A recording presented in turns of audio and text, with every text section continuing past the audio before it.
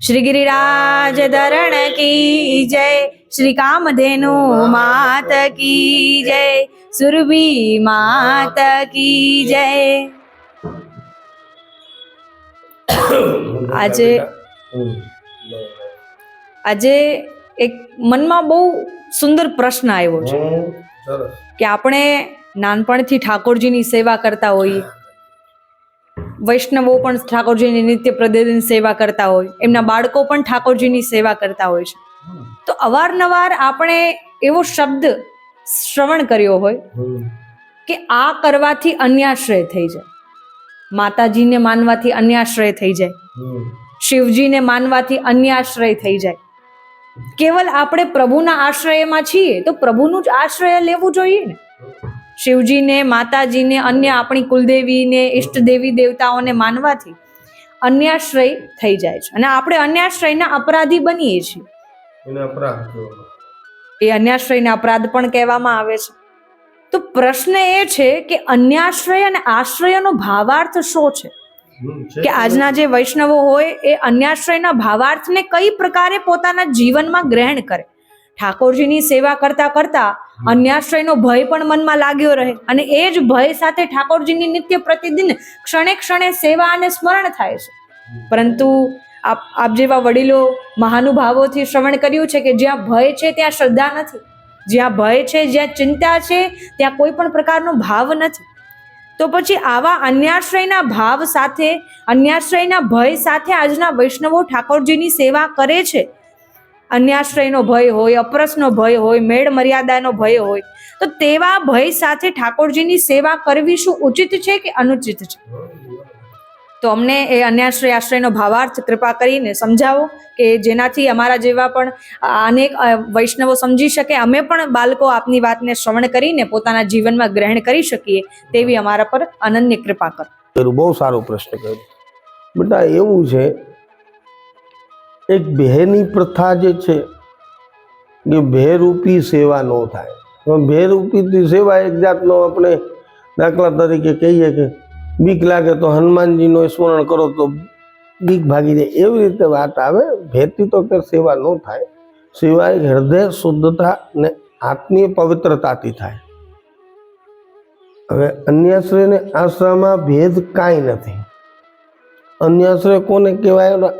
અન્યાશ્રય થઈ ગયો ને એક પ્રભુનો આશરો રાખીને આપણે જીવન અમલમાં લેવું ને જીવન ચરિત્ર આપણું એવો જ બનાવવું કે પ્રભુ સ્મરણ ને પ્રભુ ભક્તિ રહે, એને સેવા કહેવાય।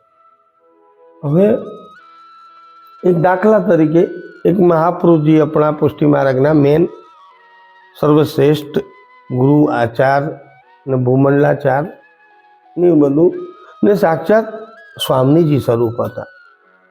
આજના બાળકો બી, આજે જેટલા બી ભૂતલ ઉપર બાળક છે, ભૂતલ ઉપર જેટલા બી બાળક છે એ બધાએ મહાપુરુષજીની કાનીથી જ એને કોઈને દીક્ષા આપે છે।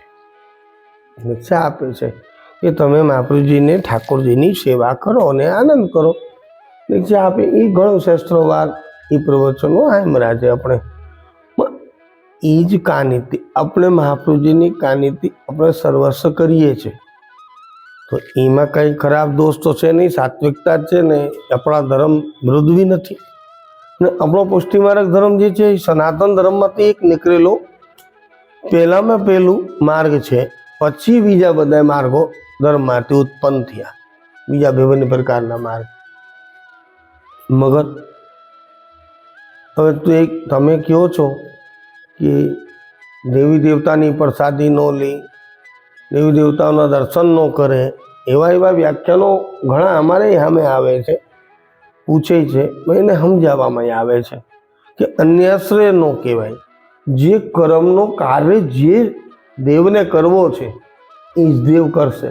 માનું છું કે આપણા ઘણા પુષ્ટિ માર્ગમાં એવું પણ બતાવવા માંગે કે નવગ્રહ નડતા હોય તો દાખલા તરીકે શનિ નડતો હોય તો ઘનશ્યામજી શરણમમાં બોલો, રઘુનાથજી શરણમમાં, એ બધું બોલે। મહાપુરુષ સૂર નડતો હોય તો મહાપુરુષ શરણમમાં બોલો, વલ્લભ વિઠ્ઠલ શરણમમાં, એ બધું વાત બરોબર છે ને સારી પણ છે, એમાં કોઈ દોષ કે દેશ નથી વાત આવતી। મગર જો જેને જે પદ હોપવામાં આવ્યું છે, જેમ કે મહાપ્રભુજી શ્રી કૃષ્ણ એ બધાના કુલદેવી ઓર કુલદેવતા હતા. એના માતા પિતા બી એની સેવા કરતા ને એને આરાધ માનતા અને પૂજતા. તો આપણે જો એની પેઢી દર પેઢીથી એનો જ વાંચન કરીએ ને એની સેવા કરીએ, એ આપણા ગુરુએ આપણાને આજ્ઞા કરી. બહુ સરળ સુંદર પ્રશ્ન હતો છે. મગર આજે આપણે એ વિચારો કે એ થકી 1% આપણે ચાલી રહ્યા છે કે પુષ્ટિ માર્ગ રીતથી આપણે 1% ચાલી રહ્યા છે? આપણે તો ચાલી નથી રહ્યા. ઓર આપણે ગુરુ આજ્ઞા ગુરુને કહી દીધું છે. વૈષ્ણવો એકબીજાના ચર્ચા કરે છે, ઓલા શિવને ન માનવા, શંકરને ન માનવા, માતાજીને ન માનવા, નિવેદ ન કરવા, એવી વ્યાખ્યાનો ઘણી થતી હોય. આપસમાં વૈષ્ણવ બાજે, એને ઘરનો જલ ન પીવાય, એને ઘરે માતાજી બેઠા છે, એને ઘરે આમ છે. એ બરોબર છે. એક શ્રદ્ધા અને ધર્મ એક કલિકાલમાં એક વિશ્વાસનો એક મજબૂતીનું કારણ છે. જે વ્યક્તિને જે આસક્તા થઈ છે ધર્મથી છે એ એમાં કરે. મોટો પ્રશ્ન છે. ને હવે ઘરમાં 5 વ્યક્તિ છે, એમાં કોઈ એક વ્યક્તિ નથી માનતો કે મારે વૈષ્ણવ નથી માનવું, મારે તો હનુમાનજીને માનવું, તો એને આપણે ઘરથી કાઢી નથી દેતા, એને ઘરમાં જ રાખીએ છીએ. તો એ જીવનો તો પછી મોઢું જોવું દુષ્પાર છે. કોઈને ઘરે અન્યાશ્રય, એ બધી પ્રથા વ્યાખ્યાન એક પ્રપોડંડા છે. ઓર જે પ્રપોડંડા જે ચાલી રહ્યો છે એ બહુ ઓલું છે, નથી સમજાતું ને નથી કહેવાતું. બહુ એક શંકા અશંકા જેવી વાર્તાલાપ થાય છે. મારું માનવું ને મારા પ્રભુ જેવી પ્રેરણા કરે છે એવો હું તુચ્છ જીવ સમજીને મને સમજો કે તુચ્છ વાણીથી હું બોલું કે એક લૌકિક ક્રિયામાં સમજાવું. કોઈ દેવતાઓની વાણી કે ગુરુવાણીથી હું સમજાવશું આ કલિકાલની લૌકિક પ્રજાને, સંસાર સાગરમાં ડૂબેલા છે, એને હું સમજાવું છું. એ કાંઈ શક્ય, કેમ કે આ સુધી એટલા સમજાવે છે કોઈ સમજોય નથી. આ સુધી વૈષ્ણવોને ગુરુ બી સમજાવે છે, બીજા વૈષ્ણવને સમજાવે છે, તો એ કોઈ સમજો નથી. તો મારી વાણીથી કે મારા મુખ્યથી એ તુચ્છ વાતો તો બહુ વિશાળ છે, પણ મારા તુચ્છ વાણીથી બોલવું એ કોઈ સમજે કે ન સમજે એનો તો આગિરરાજ બાબા જાણે. મગર એક સુંદર એક સરળતાથી સમજાવું. એક લૌકિક કરીને એક પતિ છે, એ પતિના માતા પિતા છે, પતિના ભાઈ બહેન કુટુંબ છે, પતિના સગાવાલાઓ છે. એવી રીતે હવે એક પત્ની આપણે પરણીને આપણે પત્ની બનાવીને ગ્રેણી અર્ધાંગની બનાવીને આપણે ઘરે લાવ્યા. જેમ કે આપણે દીક્ષા લીધી, મહાપ્રભુજીની કહાનીથી દીક્ષા લીધી, ગોસાઈજી મહાપ્રભુજીની કહાનીથી, ને આપણાને ગમે જે બાળક આપણાને નાનો 5 વર્ષનો હોય કે 100 વર્ષનો, એ બાળક આપણાને ગુરુ દીક્ષા આપે છે. આપણે એને તન મન ધન ઇત્યાદિ સર્વસ્વ અર્પણ કરી દીધું. પછી અન્યાશ્રય ને આશ્રયની વાત આવી. બધું જ હવે મંત્ર ગજમંત્રમાં જે દીક્ષા બ્રહ્મ સંબંધ આપણાને આપ્યું એમાં સર્વસ્વ તો અર્પણ કરી નાખ્યું. પછી આશ્રય અને અન્યાશ્રયનો તો કોના ઉપર હોય? જેવી રીતે જ લૌકિક સમજાવું એમ પત્ની આપણા આવી. હવે જો પતિનો ક્રમ છે કે પત્નીનો ક્રમ છે, અર્ધાંગની ને પત્નીનો ક્રમ છે. હવે પત્ની અગર પતિને જ માને છે, જેમ કે એક વૈષ્ણવ એક પ્રભુને માને છે, કેમ? એના માતા પિતા ગુરુ એને હારે જોઈન્ટ કરીને પરણાવી દીધી, અર્ધાંગની બનાવી દીધી. એક સમજવાની વાત છે. એવી રીતે એ આપણા ગુરુએ આપણા વડીલોને માતા પિતાએ દીક્ષા દેવડાવીને આપણાને પ્રભુની સેવા સોંપી દીધી. તો એ પતિ નહીં, એવી રીતે આપણે સેવા સોંપી દીધી. તો એ પત્નીનો ધર્મ છે. તો સર્વસ્વ કાર્ય પતિનો ખ્યાલ રાખવો, એને શું જોઈ છે, શું નથી જોતું, કેમ સેવા કરવી, કેમ એને સાચવવું, એ બધું ક્રમ સમજવું ને શીખવું પર્યાપ્ત છે ને બહુ સારું છે. ને એકબીજા ધર્મ વિરુદ્ધ ન હાલે.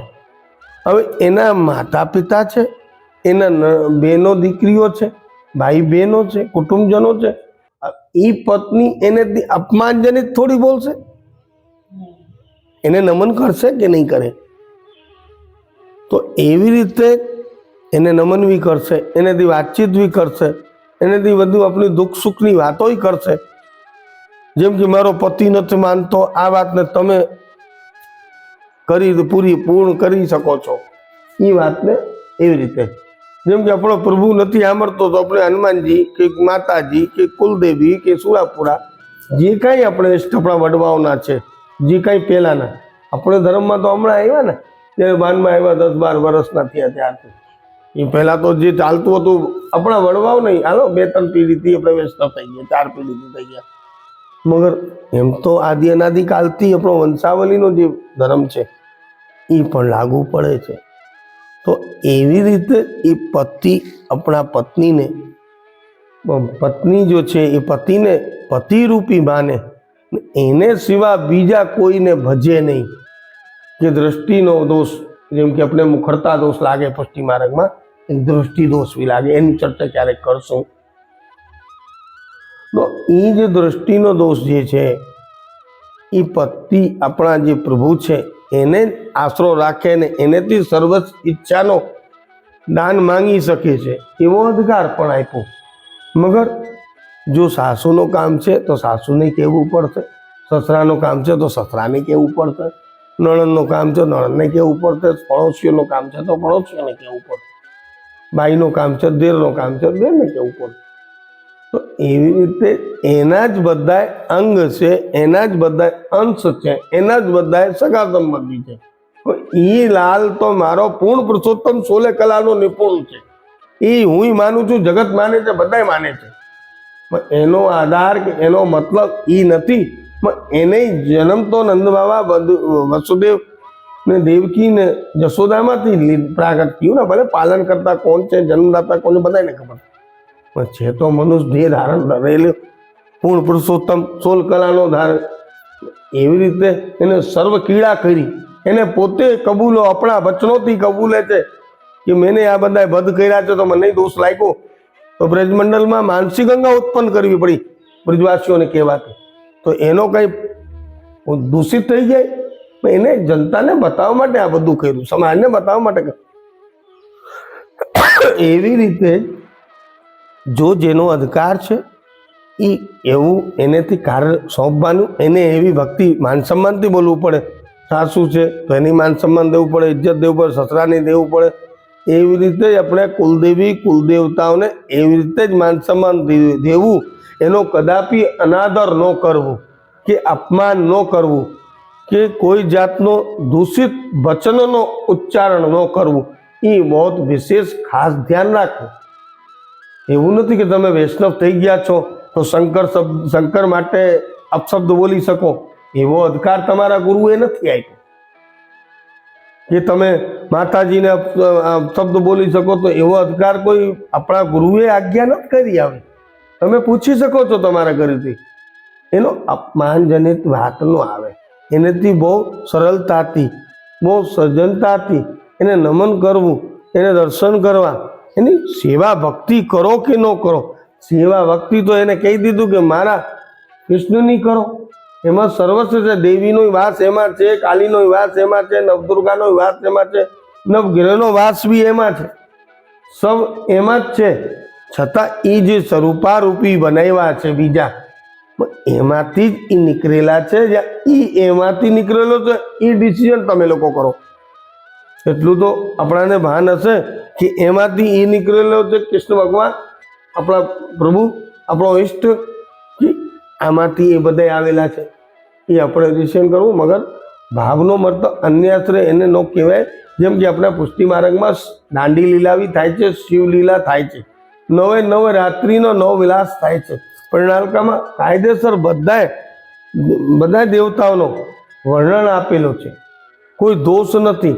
મગર સેવા ખાલી કૃષ્ણની કરવી, ભક્તિ કૃષ્ણની કરવી, જે કાંઈ કરવું છે, ભોગ ધરવું, આ તે એનેથી જે કાંઈ માંગવું છે એ તમે ઈચ્છાઓ રાખી શકો અરસ પરસ. મગર આજે સસરા આવી ગયા તો અમને તું ન આવતો એમ નહીં. આજે ઓરત નારી જો છે એક પતિવ્રતા નારીનો ધર્મ આપણે કોને કહેવાય કે એને મૂકીને બીજા ઉપર દ્રષ્ટિ ન નાખે, એને અપવિત્રતા કહેવાય કે એને ધર્મ ભ્રષ્ટ કહેવાય. આજે આપણે કેવી કેવી કીડાઓ જોઈએ છે, મુખેથી બોલતા શરમ ને લાજ આવે છે કે આજે આપણા પતિને મૂકીને અપશબ્દો અવ્યવહાર રાખવા કરવા એને દૂષિત ને અન્યાશ્રય કહેવાય. એવી રીતે આપણા સ્વામીને આપણા ઠાકોરજીને મૂકીને બીજા દેવતાઓને શરણે જાવું એને અન્યાશ્રય કહેવાય. નમવું કે પ્રસાદ લેવું એને અન્યાશ્રય નો કહેવાય. એ આપણા પૂર્વજોનો ધર્મ છે.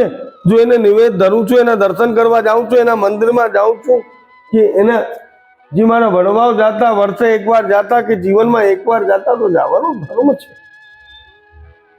કઈ એવું નથી ડાન્સ પાર્ટીમાં જવાનું પુષ્ટિમાં રાખીએ છીએ, કઈ ખોટી જગ્યાઓમાં જવાનું પુષ્ટિમાં રાખીએ છીએ. તો એવા 84 વૈષ્ણવ 252 વૈષ્ણવો જે મહાપ્રભુજી ભૂમંડલાચાર્યજીએ ચલાવ્યું છે, એ માર્ગ ઉપર એકી આજુથી ભૂતલ ઉપર એક વૈષ્ણવ છે કે એવા એક કીડા કરતા બાલક છે. તો એવી વાત નથી.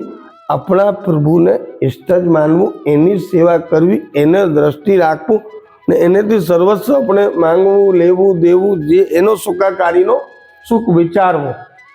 મગર જો લૌકિક ક્રિયાઓનો જે આપણા વડવાઓથી ચાલ્યું આવ્યું છે એનો ત્યાગ કરીને તમે પ્રભુને માનવું, એ તો અન્યાશ્રય નથી. એક જાતનો વિચાર કરવાથી વ્યાખ્યાન ટૂંકા પડે. શું કહી શકીએ, એને કયો દોષ ધારણ કરવી, એનો એ કેવડો દોષિત જીવ થઈ જાય છે. એ વાત ઉપર વિચાર આવે છે કે ભાઈ આજથી 100 વર્ષ પહેલા કે 25 વર્ષ પહેલા કે 50 વર્ષ પહેલા ફલાના માતાજી, ફલાના હનુમાનજી, ફલાના દેવતા, ફલાના શંકરજી એ હતા ને આજે અમે કૃષ્ણને લઈને બેસી ગયા છે. એ તો વાત નથી. હમણાં બાપ દાદા તો શીખડાયું બીજું, શીખવું બીજું. પછી કહીએ અમે દુઃખી છીએ ને કષ્ટ છે, અમને આ તકલીફ છે ને અમે આ તકલીફ છે. અન્યાશ્રય કોને કહેવાય? એને છોડીને બીજાને નમન તો કરવું આપણે, મગર એનેમાં રમવું નહીં. જેમ કે આપણે પ્રભુથી કેમ, આપણા પતિથી કેમ આપણે સર્વસ્વ ઈચ્છા રાખીએ, સર્વ તન મન ધન એને અર્પણ કર્યું, એને દીક્ષા પ્રદાન કહેવાય. એને શિક્ષા પ્રદાન નથી કહેવાતો, દીક્ષા પ્રદાન કહેવાય. ઓર આપણાને દીક્ષા લીધેલી છે આ સંપ્રદાયમાં.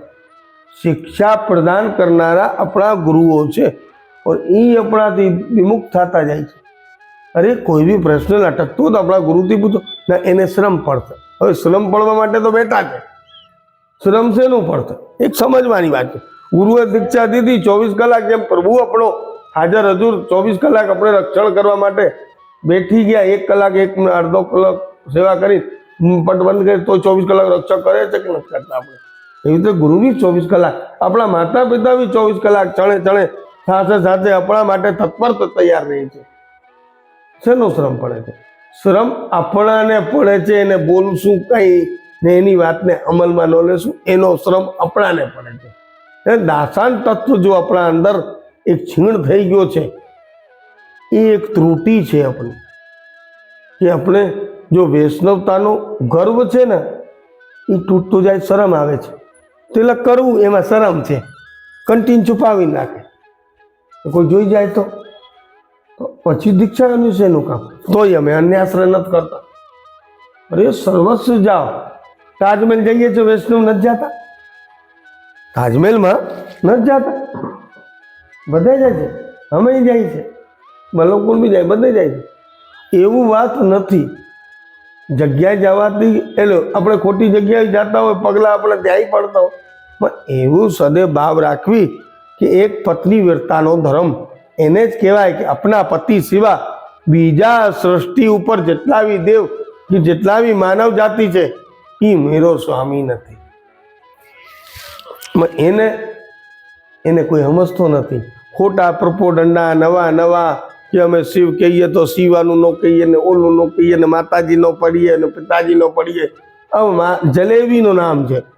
હવે જલેબી અમારા પુષ્ટિ માર્ગમાં જલેબી આખું ગામ કે જલેબી ખાધી, આખું ગામ એમ કે અમે કઈ આટાની બનાવી, મોહનતાને કઈ ઢારાની બને. એક પરિભાષા અલગ છે. જેમ કે આપણે કહીએ જમનાજી છે, જમના મહારાણી બિરાજે છે, એ કાલી માતાજી 9 ગ્રહનો રૂપમાં જમનાજી મહારાણી બિરાજે, માન્ય ગણાય, સર્વસ્વ છે. હે મહાપ્રભુજી છે, એ સર્વ સુરાપુરા દેવતાઓમાં એને આપણે માનીએ, કેમ કે ગુરુને આપણે જારી ચંદપસ કરવા જઈએ, ગુરુ ભેગા જઈએ કે એમને બેઠકથી જઈએ તો મળવાનું થયું વડીલ ગુરુ છે. એવી રીતે પ્રભુને એનાથી અન્યાશ્રય નથી કહેવાતું. દ્રઢતા તો આપણા ઇષ્ટમાં જ હોય. આજે માનવું તો બધાને પણ સમાજમાં રહો છો ને, ભૂતલ ઉપર નરક લોકમાં રહો છો. પૃથ્વી લોક એટલે એક ભૂતલ નરક લોક કહેવાય. અહીંથી આગળ તો ઓર વધારે પરિસ્થિતિઓ ખરાબ થશે. હવે તો બધી છૂટછાટ મળી ગઈ. પહેલાના 500 વર્ષ પહેલા તો કઈ છૂટછાટ નહોતી. ઝાડવેથી ફૂલ તોડીને લાવતા, નદીમાં નાહી લેતા, પંચીઓ પહેરી લેતા અને સેવા કર્યા કરતા. હવે તો બધું આર્ટિફિશિયલ આવી ગયું છે. માંગો તો પ્લેનમાં ઠાકોરજીને અમે ફરાવી શકીએ, એવી વ્યવસ્થાઓ થાય છે. એનો મતલબ એમ નથી કે ના થાય, આપણા હૃદયમાં સ્થાન કરવું ન હોવું જોઈએ. પછી આપણા કુલદેવીને નમન કરવું, દેવતાઓને નમન કરવું, હનુમાનજીને નમન કરવું, બધા દેવને નમન કરવું, એવો આપણો એક શું કહેવાય એનો કારણ નમન કરવું, એક એને માન સન્માન, એક રિસ્પેક્ટ આપી કહેવાય, એક ઇજ્જત આપી કહેવાય. એક આપણા હૃદયથી આપણા વંશાવલીની, કે આપણી વંશાવલીનું આપણે બધું ભૂલતા જઈએ છીએ, લુપ્ત થતું જાય છે. જેમ કે આજની તારીખમાં આજની વંશાવલીને કાંઈ આપણું હિન્દુત્વ શું છે, આપણો સરનામો શું છે, આપણા ઋષિમુનિઓનું નામ ખબર ન હોય, શું આજની જનરલ નોલેજને કંઈ ખબર છે, તારીખ તિથિઓનો વાર ન ખબર હોય, આપણા વડવાઓની 7 પેઢીનું નામ ન ખબર હોય, તો આજે શું છે એને સંસ્કાર કહેવાય. માનું કે એમાં ત્રુટિ માતા પિતાની હોય, આપણા ગુરુની પણ હોય, કે આપણાને એ શિક્ષણનો, પણ આપણે શીખવાની અપેક્ષા ન રાખી ને. આપણે બાળકથી યુવા થયા તો આપણે અપેક્ષા રાખવી જોઈએ કે આપણા કુટુંબનો આખો ઇતિહાસ થોડું ઘણું સમજાવો, હિન્દુ ધર્મનો હિન્દુત્વ સમજાવો, એક સનાતની રૂપમાં સમજી લો, એક આપણે પુષ્ટિ માનવ રૂપમાં આપણે સમજવા તૈયાર નથી. આજના યુવા પેઢી પરે કરીને ઓલો પરે થઈ જાય છે. એને હૃદયથી નાસ્તિક છે, કોઈ દેવી દેવતાને માને, અન્ન કોઈ આદિ વ્યાધિને માને છે, નાસ્તિક થઈ ગયો. તોય એને હૃદયથી લગાવો, એનો દુત્કાર તો એ વયો જાશે. કોઈ અંશ આપણો છે, બાળક આપણો છે, જીવ આપણો છે, એને વૈષ્ણવતામાંથી જબરદસ્તી ન લાવો, એને સમજાવો, બેસાડીને સમજાવો, 1 દિન 5 દિન જીવનભર સમજાવો. માતા પિતા કેમ આપણા પુત્રને 1 વર્ષનો થઈ ગયો ત્યારે ટપલી મારે ને 100 વર્ષનો થઈ ગયો ત્યારે ટપલી મારે, કેમ? મા બાપ તો ખીજાતા જ રહે. કોઈ દી બાળકને જ્યારે એમ ખબર પડે કે માતા પિતા 24 કલાક ખીજાતા, એ બાળકનો કોઈ દી ઉદ્ધાર નથી, કે એ બાળકે કોઈ પ્રાપ્ત ન થાય કોઈ વસ્તુ. કેમ? એ માતા પિતાથી કંટાળી, એ ગુરુની આજ્ઞાથી કંટાળી ગયો. તો એ કયા ધર્મમાં એક મક્કમ રહેશે, એનો કેમ વિશ્વાસ રાખવો? આજે જો બ્રહ્મ સંબંધો આપણે આપી દઈએ, દીક્ષાઓ દઈએ, જાણી જોઈને વગર આપણે દઈ દઈએ, પછી ખોટા માર્ગ ઉપર ચાલે છે, ખોટા કર્મો કરે છે. સૃષ્ટિ વધારવાની જરૂર નથી. ત્યારે તો મહાપ્રભુજીની જમાનામાં 84 વૈષ્ણવ જ મળ્યા, કે બેસો મામન, ગુસાઈજીને બેસો મામન જ મળ્યા, બીજા કોઈ ભૂતલ ઉપર આદમી નહોતા, એટલે દેવી જીવો નહોતા. એ બધી ખોટી વ્યાખ્યાનો જેવી વાત છે. મગર એ શરણે આવેલા કે એ સર્વસ્વ હૃદયથી એને અંગીકાર કરાવ્યો, તન મન ધન, જેમ કે ગજમંત્રમાં જો બોલેલા વાક્યો છે, એ વાક્યોનો એને અમલ કર્યું, એટલે એ અજર અમર થઈ ગયા. એ વૈષ્ણવો, એ 84 વૈષ્ણવો કે 252 એ અજર અમર થઈ ગયા. આ સુધી એનો ભૂતલ ઉપર નામ લેવાય. આપણે 7 પેઢીનું નામ આપણા નથી આવડતું, હવે એ બધા એનું નામ હાલતા મોઢે બોલાઈ જાય. એક જોવા જાઓ તો જેમ કે કૃષ્ણના ભક્ત તો શંકર ભગવાન બી હતા, રામ બી હતા. રામે હું આ પૂછડી લોટા થઈને મલ્લ કુસ્તી શીખડાવવા નો આવ્યા હનુમાનજી. આ બધી વાતો ને આપણે એને દુત્કારીએ છીએ, એનું અપમાન કરીએ છીએ. તો એ અપમાનજનિત જ વાત થઈ આ બધી વાતો. એટલે પત્ની વ્રતા ધર્મ કે આપણા ઇષ્ટને માનવો ને સર્વ દેવતાઓને માન સન્માન એટલું કોઈ આપવું જેટલું એને માન સન્માન આપીએ છીએ. કેમ કે આપણા પ્રભુના જ અંગ છે, આપણા પ્રભુના અંશ છે, કે એ એના અંશ છે. તો સદૈવ અગર એ ત્રુટિઓથી આપણે બચવું હોય, એ ગલતીઓ ને અપરાધો આપણાથી થઈ ગયા હોય, ઘણાઓથી થઈ ગયા હોય, માનું છું મારાથી થયા હોય, હું એમ નથી કહેતો કે હું દૂધનો ધોયેલો છું, તમે બધા પાણીમાં, એમ નથી કહેતો. એ સમજવાની વાત છે.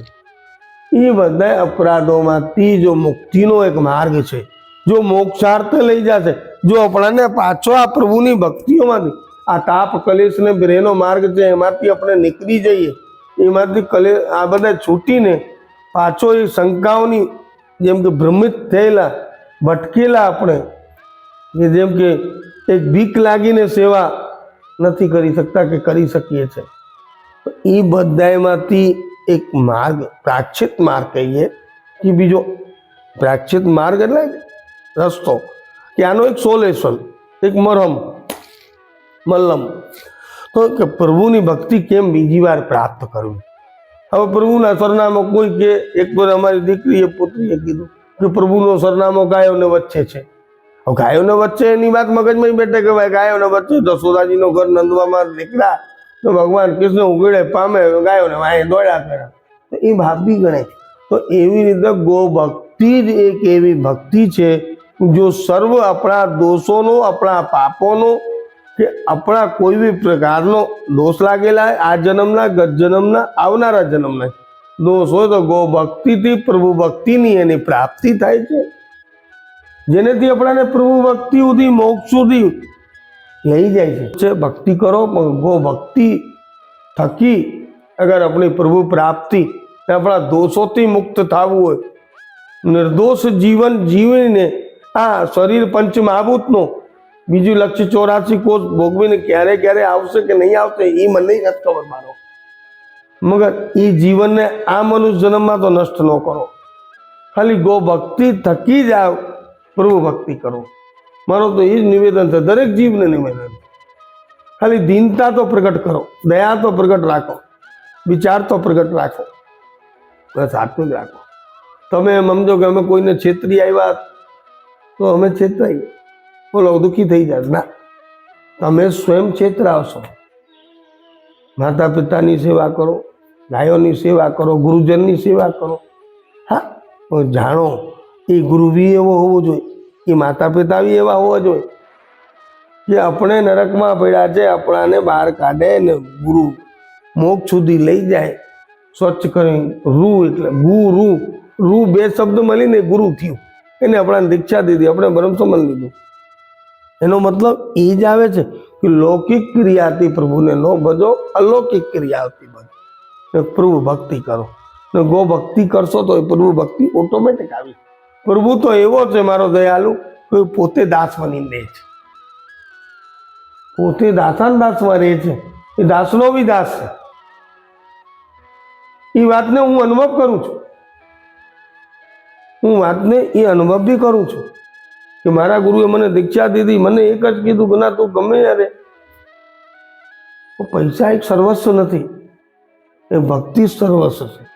દાસાન દાસ તત્વ એવો હોવો જોઈએ કે પ્રભુ તો આપણે ઘરે બાળકને કોણે બિરાજે, જેમ કે વૈષ્ણવને ત્યાં એક દાસ સ્વામી ભાવથી બિરાજે છે, એ દાસ ભાવથી રહેવું પડે ને, એવી રીતે વલ્લભપુરને ત્યાં સ્વામીજી ભાવથી બિરાજે,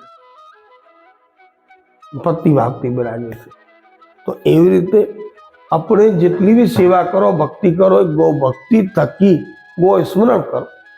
ઘણા એવા મંત્રો છે, ગો મંત્ર એ પુત્રી બતાવશે, તો એ લુપ્ત થતી જાય છે, શૂન્ય થતું જાય છે. દરેક જગ્યાએ હું તો કહું ઘરે ઘરે એક એક ગાય હોવી જોઈએ, કોઈ નહીં તો બ્રાહ્મણોને ઘરે તો હોવી જોઈએ.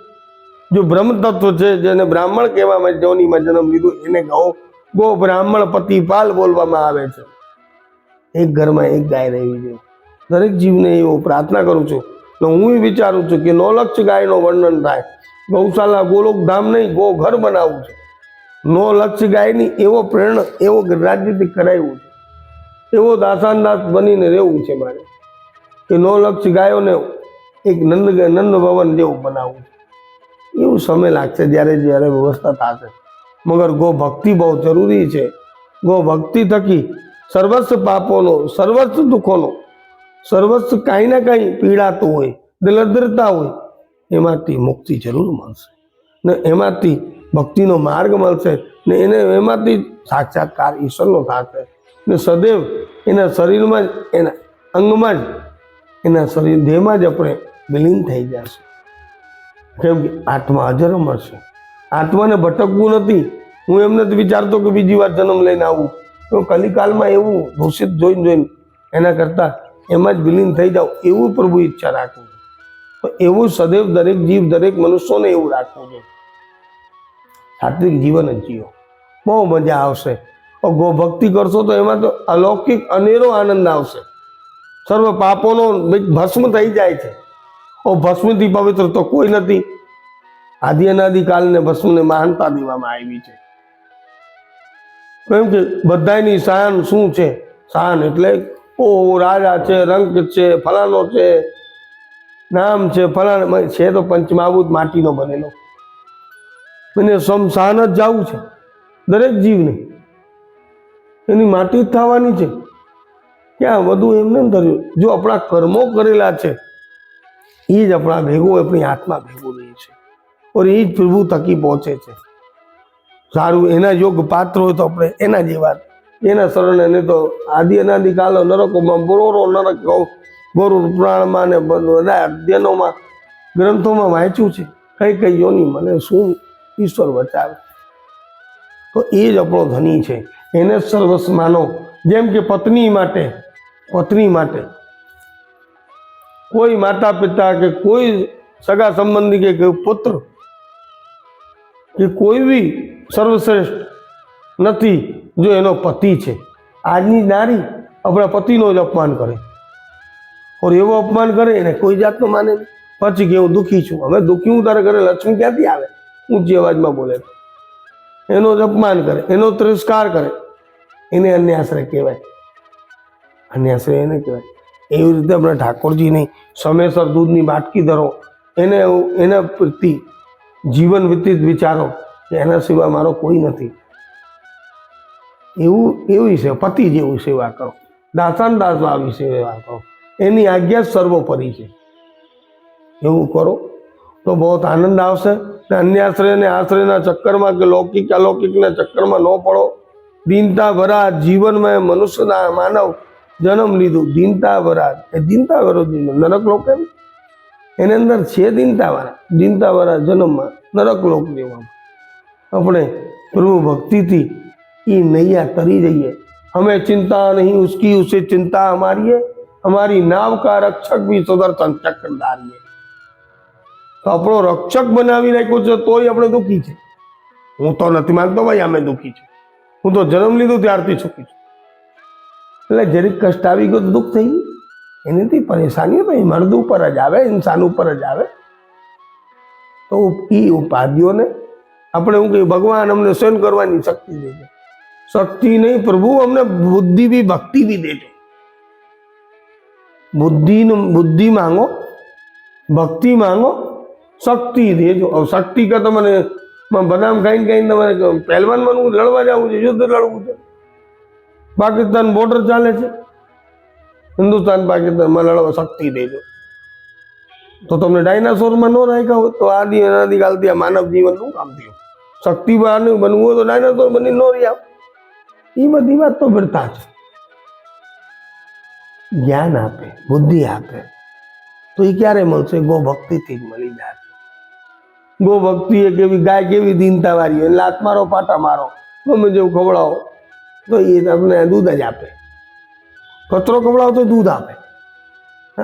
દરેક જીવ આપે છે, દરેક નારી તત્વ આપે છે.